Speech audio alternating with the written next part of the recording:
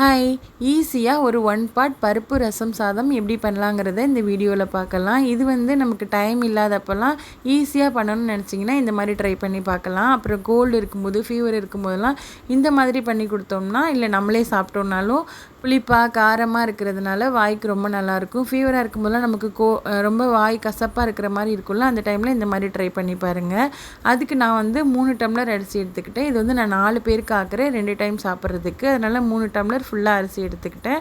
அதுக்கப்புறமா இந்த 3 டம்ளர் அரிசிக்கு 3/4 டம்ளர் துவரம்பருப்பு எடுத்திருக்கேன். இந்த துவரம்பருப்பு ரேஷன் கடையில் வாங்கினது தான். ஆனால் எவ்வளோ சூப்பராக சின்ன சின்னதாக இருக்குல்ல.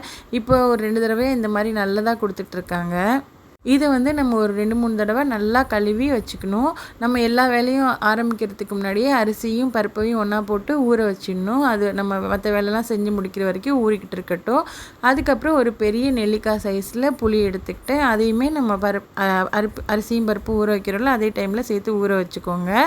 அப்புறம் புளிப்புக்காக இன்னும் கொஞ்சம் ஒரு பெரிய தக்காளி, ஒரு சின்ன தக்காளியை குட்டி குட்டியாக கட் பண்ணி வச்சுக்கிட்டு, அதுக்கப்புறம் ரசத்துக்கு ரசப்பொடி அரைக்கணும். அதுக்கு ஒரு ஸ்பூன் ஜீரகம், ஒரு ஸ்பூன் மிளகு எடுத்துக்கிட்டேன்.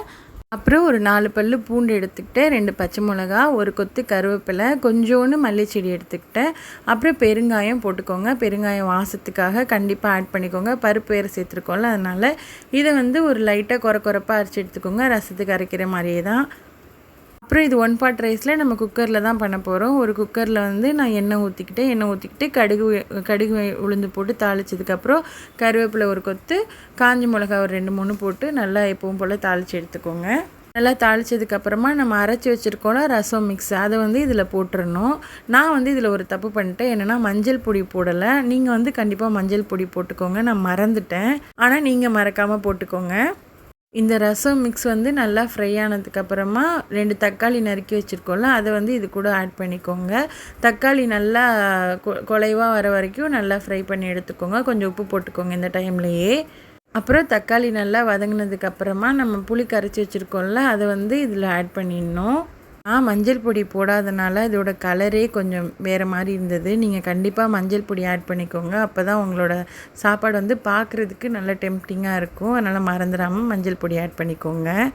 லட்டு நைட்டு ஒரு 10 மணிக்கெலாம் தூங்கிட்டு 1 மணிக்கெலாம் எழுந்திரிச்சிடுது. அதுக்கப்புறம் ஒரு தூங்குறதுக்கு ஒரு 4-4:30 ஆகிடுமா. நம்ம ஒரு 5:30க்கு எந்திரிக்கணும். அப்போ என்ன செய்கிறோங்கிறதே மறந்துடும். அதனால தான் நான் பாதி விஷயத்த மறந்துடுறேன். ஆனால் உங்களுக்கு மறக்காமல் சொல்லிடுறேன். நீங்களும் மறக்காமல் ஆட் பண்ணிக்கோங்க. அவ்வளோதான். நம்ம அதுக்கப்புறமா ஊற வச்சுருக்கோம்ல, அந்த அரிசியையும் பருப்பையும் இதில் போட்டுடணும். தண்ணி 1 டம்ளர் அரிசிக்கு 4 டம்ளர் தண்ணி வைங்க. ஏன்னா நமக்கு ரொம்ப குலைவாக வேணும். அதனால தான் நிறைய தண்ணி வச்சுக்கோங்க. குக்கரில் பாதியை விட பாதி அளவு இருக்கிற மாதிரி பார்த்துக்கோங்க. ஏன்னா நிறைய தண்ணி வைக்கிறப்ப பொங்கி ஊற்றிடும். அப்புறம் ஒரு கை மல்லிச்செடி போட்டு நல்லா மூடி வச்சுட்டு ஒரு 4 விசில் விட்டுக்கோங்க. 4-5 விசில் கூட விடலாம். விட்டுட்டு ஓப்பன் பண்ணி பார்த்தீங்கன்னா வீடே கமன்னு இதை திறந்தோன்னே வாசம் அடிக்கும். அவ்வளோ டேஸ்ட்டாக இருந்தது. நீங்களும் கண்டிப்பாக இதை ட்ரை பண்ணி பாருங்கள். இதுக்கு தொட்டுக்கிறதுக்கு அப்பளம், முட்டை இல்லைன்னா காரமாக ஏதாவது வச்சு சாப்பிட்டோன்னா ரொம்ப நல்லாயிருக்கும். நாங்கள் பட்டாணி உருளைக்கிழங்கு வச்சு சாப்பிட்டோம். இந்த வீடியோ பிடிச்சிருந்தா லைக் பண்ணுங்கள், ஷேர் பண்ணுங்கள், சப்ஸ்கிரைப் பண்ணிக்கோங்க. நீங்களும் இதை கண்டிப்பாக ட்ரை பண்ணி பாருங்கள். ஓகே.